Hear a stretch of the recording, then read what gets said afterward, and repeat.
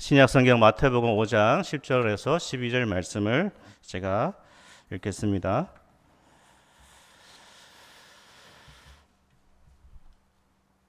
의를 위하여 박해를 받은 자는 복이 있나니 천국이 그들의 것임이라. 나로 말미암아 너희를 욕하고 박해하고 거짓으로 너희를 거슬러 모든 악한 말을 할 때에는 너희에게 복이 있나니 기뻐하고 즐거워하라. 하늘에서 너희의 상이 큼이라. 너희 전에 있던 선지자들도 이같이 박해하였느니라. 아멘. 팔복의 마지막 복, 의를 위해 박해를 받은 자에 대해서 같이 말씀을 나누겠습니다. 몇 해 전에 제가 본 영화 가운데 자산어보라는 영화가 있습니다. 이 영화는 이 조선시대 실학자 정약전의 일대기를 다룬 영화입니다.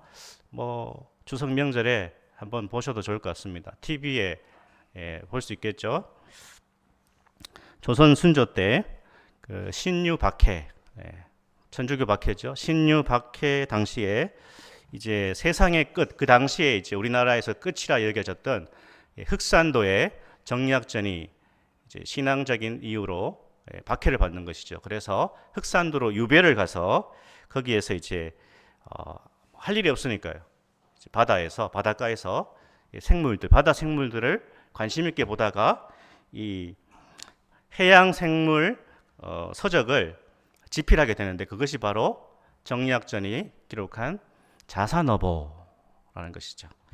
그래서 이 영화가 참 잔잔하면서도 참 재미있습니다. 영화에도 잠시 나오지만 그의 동생, 우리가 잘 아는 다산 정약용 선생도 형과 같이 유배를 당하죠. 신유 박해 때. 정약용 선생은 조선시대에 크게 활약한 실학자죠. 당시에 이제 기독교 신앙을 받아들이고 제사를 거부한다는 이유로 큰 박해가 일어났습니다. 그때 이제 정약용과 정약전이 유배를 당하는 것이죠. 형 정약전은 흑산도에서 그렇게 이제 자산어보라는 아주 참 귀한 서적을 집필하고요, 연구를 했고, 이 동생 정약용 선생은 어디로 귀향을 갔는가 하면 경상도 장기현, 지금의 포항이라고 합니다. 포항으로 이제 유배를 가서 거의 20년 동안 거기에서 이제 머물게 되는데, 그러나 이제 정약전도 그렇고 정약용 선생도 이제 그 고난, 신앙으로 인한 그 고난을 당했잖아요. 하지만 그 고난 속에서도 하나님의 은혜를 발견하고요, 거기에서 내가 무엇을 해야 되는지를 깨닫고 열심히 학문 활동에 정진하여서 조선시대 실학을 최고봉으로 끌어올린 그런 사람이 바로 다산 정약용 선생이라는 것을 우리는 알고 있습니다. 크리스찬은요, 기독교인은 고난 때문에 무너지는 존재가 아닙니다. 고난이, 신앙으로 인한 어려움이 그를 무너뜨리거나 불행하게 만든다라고 생각하지 않는 사람이 신자라는 것이죠. 나에게 주어지는 여러 가지 믿음의 시련, 믿음의 고난, 거기에 분명히 하나님의 계획과 하나님의 섭리가 있다는 것을 받아들이고 그 시련 가운데서도, 어려움 가운데서도 끝까지 자기에게 주어진 일을 감당하는 사람이 바로 예수를 따르는 자요, 또 신앙인, 크리스찬이라는 것입니다. 구원은요, 선물이죠. 하나님께서 우리에게 주시는 구원은 선물인데, 이 구원이라고 하는 선물은 믿음의 시련과 함께 오는 선물, 그렇게 우리가 정의할 수 있습니다. 구원은 고난과 함께 받는 선물이다라는 것이죠. 오늘 말씀에서 예수님이 이렇게 하시죠. 의를 위하여 박해를 받은 자가 복이 있나니 천국이 그들의 것이다.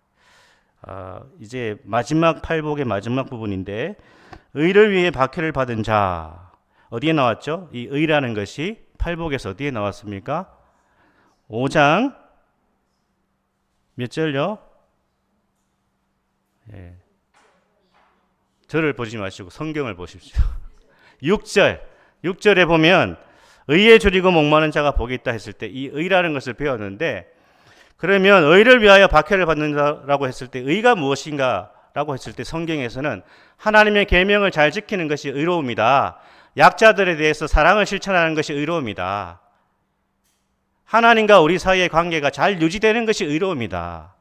예수님을 믿을 때 그저 주어지는 선물로서 그것이 바로 의로움이다. 그래서 의를 위해서 박해를 받는다는 것은 쉽게 말하면 예수님 때문에, 믿음 때문에 당하는 어려움, 그 어려움이 있다라는 것입니다. 그러나 그 어려움을 참고 견디고 끝까지 믿음으로 나아가는 자는 어떤 자라고요? 복 있는 자요, 천국이 그들의 것이다 라고 말씀합니다. 그러니까 우리의 신앙생활에 좋은 일만 있으면 좋은데 우리 신앙을 유지하는 것은 쉽지 않다. 세상에서 믿음으로 살아가는 것이 쉽지 않다라는 것을 예수님이 말씀하고 계신다라는 거예요. 그렇다면 우리가 신앙생활이 마냥 쉽기만 하고 좋기만 하고 행복하기만 한 것인가? 아니라는 겁니다. 신앙생활 할 때 이 신앙 때문에 당하는 어려움과 고통이 있다라는 것입니다. 근데 그것을 이상하게 여기면 안 되고 그것은 어쩌면 당연한 것인데 그것을 어떻게 헤쳐나갈 것인가? 그것이 중요하다는 것이죠. 박해를 받은 자는 복이 있다. 한번 볼까요? 여기 보면 박해를 받는 자가 아니라 박해를 받은 자라고 되어 있습니다. 예. 한번 보실까요? 성경을 보십시오. 뭐라고 되어 있죠? 의를 위하여 박해를 받는 자예요? 받은 자예요? 받은 자라는 건 어떤 의미죠? 과거, 현재, 미래. 뭐라고 생각하십니까? 박해를 받은 자. 현재입니까? 과거입니까? 미래입니까? 과거죠. 받은 자. 과거죠. 왜 과거로 이렇게 성경에서 기록했는가라고 했을 때 이것은 구체적인 어떤 박해받는 상황을 이야기하고 있다는 것이죠. 실제로 박해를 받을 때, 받았을 때 그때 복이 있다는 것을 강조하기 위해서 박해를 받은 자 이렇게 말씀하고 있는 것이죠. 근데 우리가 여기서 중요하게 생각해야 되는 것은요. 우리가 당하는 모든 고난을 신앙의 박해다 그렇게 생각해서는 안 된다는 것을 우리가 좀 염두에 둬야 됩니다. 무엇 때문에 내가 고난을 당하고 있는가? 무엇 때문에 내가 시련당하고 있는가? 어려움을 겪고 있는가라는 것을 잘 생각해야 됩니다. 우리는 자신의 욕심과 나의 죄 때문에, 나의 허물 때문에 고통당하는 것을 믿음의 박해다 그렇게 생각하면 안 된다는 것입니다. 그렇죠. 하나님 말씀을 우리가 무시하고 내 마음대로 살다가 어려움을 당한 것을 믿음의 박해다 그렇게 생각하면 안 되는 것입니다. 그렇죠. 우리는 무절제하게 살다가 질병에 걸렸습니다. 내 마음대로 막 살다가 몸에 탈이 났습니다. 그런데 그것을 믿음의 고난이라고 생각하면 안 됩니다. 하나님 탓이라고 생각하면 안 됩니다. 성경에서 보여주는 여러 가지 우리 인생의 원리들이 있지 않습니까? 특별히 에베소서 6장에 보면 이 가정의 원리, 부부 생활의 원리, 부모 자식 간의 원리, 그런 원리들이 나옵니다. 그 원리를 따라서 말씀을 따라 살아가지 않고 그냥 살아갔는데 가정에 문제가 생겼습니다. 그것을 믿음의 시련, 믿음의 고난 그렇게 생각해서는 안 된다는 것입니다. 하나님 탓이 아니라는 것을 알아야 됩니다. 아내는 남편을 존중하고 남편은 아내를 사랑하고 부모는 자식을 주님의 교양과 훈계로 양육하고 또 자식은 부모를 존경하는 이러한 이 삶의 원리를 주님께서 다 말씀에서 가르쳐 주셨는데 그런 거 다 내팽개치고 그냥 자기 마음대로 가정을 꾸려가다가 문제가 생겼다. 그런데 이걸 믿음의 고난이다, 박해다 그렇게 생각해서는 안 된다라는 것을 우리가 먼저 유념해야 됩니다. 얼마 전에 제가 그 TV를 보다가 한 그 연예인이 자신의 그 아픈 가족사를 고백하는 장면을 보게 됐는데요. 그 자기의 잘못된 행동으로 젊은 날에 자녀들과 관계가 깨지고 아내와도 관계가 깨졌다고 했습니다. 가정이 무너졌다는 고백을 했습니다.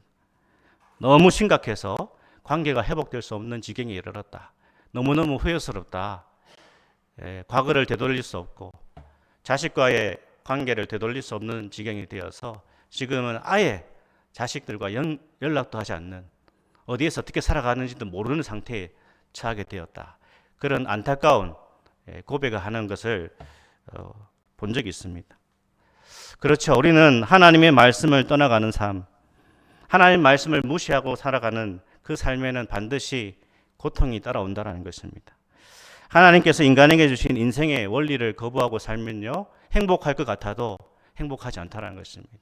우리는 하나님이 말씀하신 이 성경의 원리를 따라서 살아갈 때에 우리의 모든 죄성과 인간적인 생각들을 내려놓고 하나님 말씀에 집중하여서 우리 자신과 우리 삶의 가정의 모든 삶의 터전에 하나님 말씀의 순종의 역사가 있기를 그렇게 추구하고 나아갈 때에 하나님께서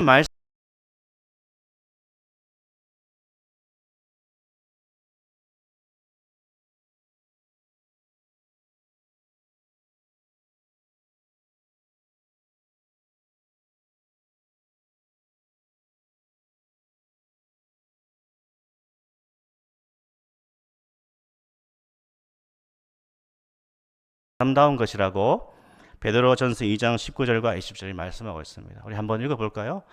부당하게 고난을 받아도 하나님을 생각함으로 슬픔을 참으면 이는 아름다우나 죄가 있어 매를 맞고 참으면 무슨 칭찬이 있으리요. 그러나 선을 행함으로 고난을 받고 참으면 이는 하나님 앞에 아름다우니라. 아멘. 믿음 때문에, 예수 믿는 것 때문에 복음을 따라 살아가다가 고난을 당하는 것은 하나님이 아름답게 여기신다, 칭찬하신다라는 것이죠. 제 개인적인 얘기를 해서 죄송하지만 저는 가정에서 처음 예수님을 믿게 되었습니다. 처음에는 부모님이 교회 다니는 것을 환영했습니다. 특히 아버지가 좋아하셨습니다. 교회 가서 왜 좋아하셨는가 하면 네 성격을 고쳐라 그렇게 얘기하시면서 교회를 가라고 막 부추기셨습니다. 너무 이제 내성적이고 활달하지 못하다, 외향적이어야 된다, 그래야 살아가겠나 이러면서 교회 가라고 하셨습니다. 당시 아버지는 신앙이 없었는데요, 교회 다니는